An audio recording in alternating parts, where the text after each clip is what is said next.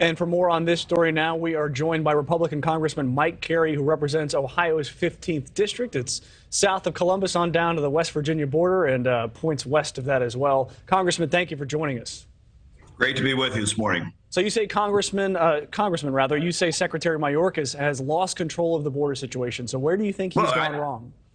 Listen, I don't think there's any doubt about that. I mean, anybody that goes down to the border, I'm glad that he's going down there, but anybody that's gone down to the border will tell you this is a disaster. And, I sent a letter out yesterday to Mayorkas asking him why he's sending our air marshals essentially down to the border to take care of a problem that that they shouldn't be doing. I mean, they should be focusing on, air traffic and our passengers here domestically. So misguided, but I'm glad he's down there.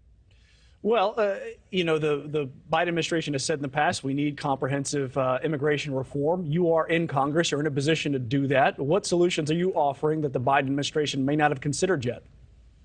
Well, listen, I think what we're going to do, and once Kevin McCarthy is speaker and we have oversight in these hearings, I think we'll be able to do a lot more. But I think right now, as the Democrats are in control, at least until January 3rd, But I think we've got plans to make sure that we continue to build the wall and really allow our border security folks to do what they should be doing, which is securing the border and not just processing people as they come in.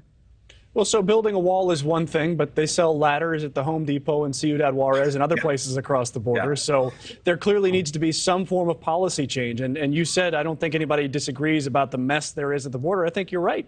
Nobody's disagreeing that there's a mess at the border. However, we've got to have a change, and you are, again, in a position to make that change. So aside from investigating and possibly impeaching the secretary, what solutions are out there? Well, listen, I mean, I think, the solutions that this administration has put forward is to essentially send our air marshals down to the border. I mean, we've got literally the number that we've heard is about 3,000. But when you talk to the Air Marshals Association, they say somewhere around 1,800 people that are actually working as air marshals. I mean, that's not an answer. So what we need to do is change the policy. We've got to keep Title 42, obviously. We've got to make sure that we continue to secure the border, make sure we build the wall, but make sure we allow our border security folks actually to do the job that they want to do, which is secure the border. I mean, the one thing that when I talk to border security agents, and I've been to the border, when I talk to them, they're very clear. I mean, every single person that comes across the border right now has been touched by the cartels in one way, shape, or form or the other. And I will tell you, what's scary about that is that everybody that comes across the border, whether it's $4,000, whether it's $8,000 per person that comes across the border that goes to cartels, the cartels are making billions of dollars doing human trafficking. So we've got a real problem. And I think those are some of the things that we need to do once we get into the next Congress.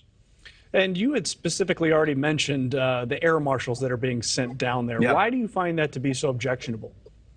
Well, listen, we've got 2.9 million people that travel every single day in this country. And to say that you've got 1,800 people, whether it's 3,000 or 1,800, whatever the number is, I mean, that is a very small number. So in my opinion, why are we asking air marshals to go down to the border? Why not just let the Border Patrol agents do what they're supposed to do?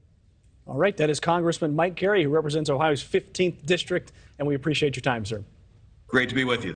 Thank you for watching. Go to newsnationnow.com to find NewsNation on your television provider. And don't forget to click the red subscribe button below to get more of NewsNation's fact-driven, unbiased coverage.